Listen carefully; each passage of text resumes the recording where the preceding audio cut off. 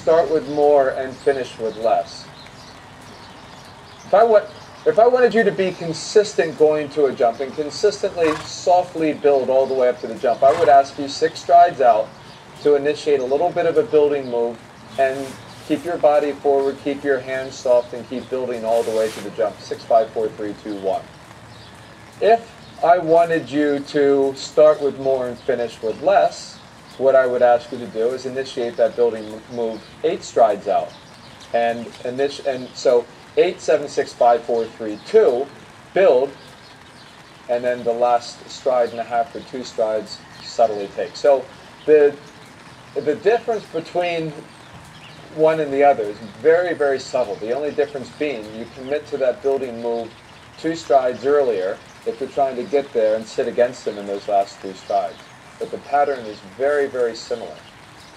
All right, so almost like there certainly wouldn't be anything in the ride that you just did there that would be contradictory to the start with more, finish with less type of a move that we had been talking about before.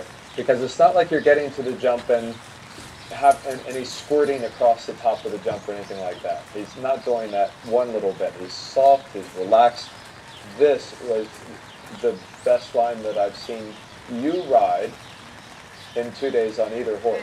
It was just a beautifully soft ride. That's a ride that for this horse I think is really necessary. Go back, start again. Same beautiful soft ride to that diagonal line. The next 3 turns, things come up a lot quicker, which simply means that you have to be more efficient.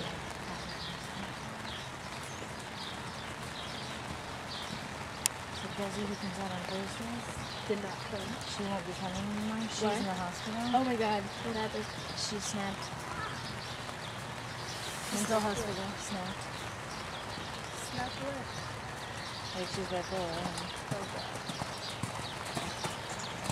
Gotta make him stay straighter. She had a maniac, so she did a car ride to some triggers. What the? She lost it, so she's in the hospital. That's what girl and she's getting since Tuesday. Because normally she calls me every day she's out here.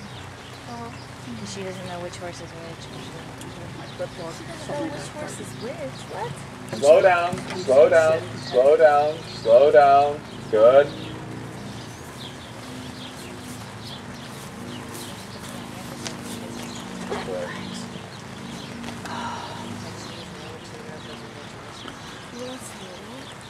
It took me a long time to figure that out. I know. So she calls me.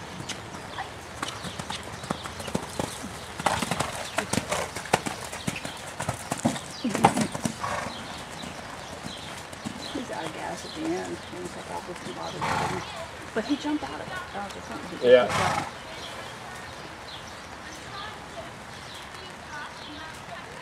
I'm like a professional photographer. The left drift has suddenly become a lot more obvious. Even back here at your first line, the green line, the left shift has become a lot more obvious, and it will be a bigger problem on the right lead than it is on the left lead.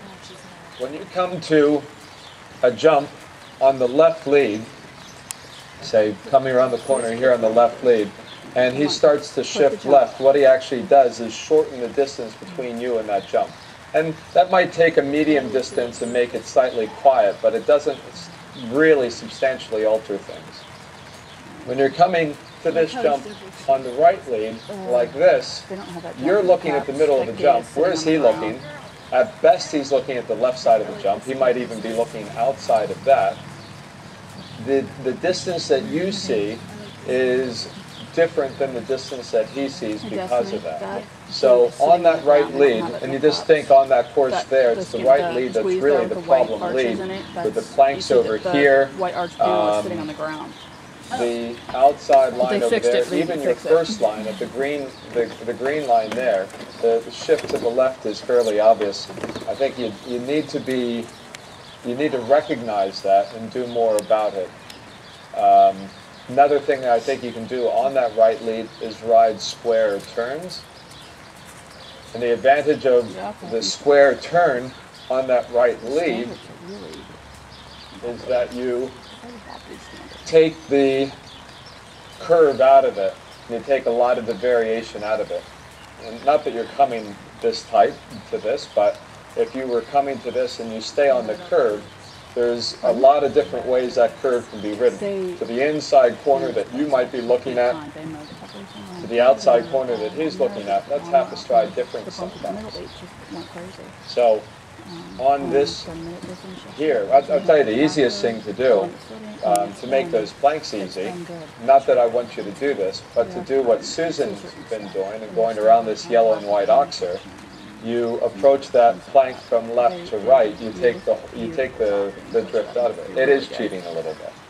It isn't. So what I think you need to be able to do is figure out how to do square turns, be able to be sufficiently aggressive with that left leg to keep his body straighter.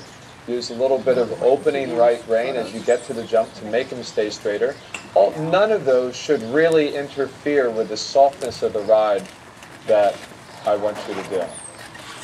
And the other thing is, most of those turns, I would have said that you didn't do enough to slow the horse down in the first half of the turn. Yep, even back to your green line. You know you got stuck at the green vertical, you landed, you accelerated to the green pole, never slowed down. Never slowed down going into the turn. You just carried the momentum through the turn. Back to the white, you actually rode better back to the white. Then around here, too much through this part. Same thing after the planks. It's like you're taking what you have to the planks and trying to carry it to that line over there. Don't. If you're letting him carry the momentum through the turn, he can turn it off as quickly as he turns it on.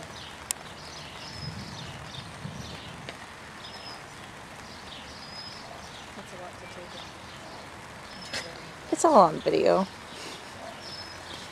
It's building on what he was talking about yesterday. We talked a lot about turning yesterday and decelerating as you go into the turn and accelerating out of the turn and not riding each line separately. And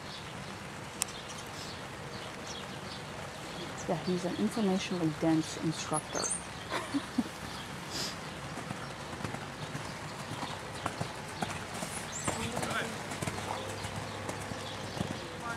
Get him back, get him back, get him back. There you go. Now soften the hand. Happy boy. That was so nice. Swears likes to work. He does. He's a good fit for him. Yeah, they're just a great team. They're a great team. She likes to ride him and he likes it when she's riding him. Slow down. Yep. Don't underdo it. Do not underdo it. There you go. Good. Good. That was really good. Really good there. A big one.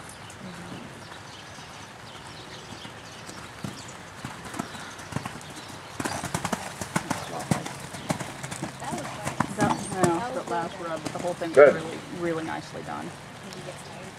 It gets a much, much truer result by squaring up those turns like that. Like on the last line, that distance that you had into that last line was no different than the distance that you had before. But with that square turn, you had a horse that was committed to staying straight. Yeah, yeah. Yeah, that was good. He's jumping this line really nicely. This is good. The next jump off the left lead, I expect that to be good. That's an easy jump for you. And this was a good result to the planks because that was a very similar distance to a couple of the other ones that you had just had. And he was much more solid at that distance than he was at those other ones. Yeah, oh, absolutely. But you recognized it, and you were a little abrupt at about the middle of the end of the arena. Yeah, yeah, yeah. So I just think it's repeating the exercise and repeating the exercise. I think it's as much a mental thing for you as it is a physical thing in getting him back. I think it's much more you hitting the ground. Yeah, exactly. Hit the ground and immediately getting onto it. Yeah. Yeah, and it happens like yesterday that Lucy kept arguing. I don't know if you saw the lesson, but she kept arguing with me about this pattern. She said, isn't it inefficient? Aren't you going to have time faults? This is about getting the horses to land and come back to you and be patient. And you know, I don't think anybody would.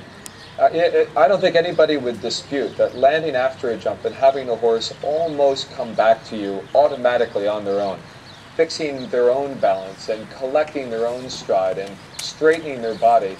If you had a horse that automatically did that, then you could keep riding to the next jump.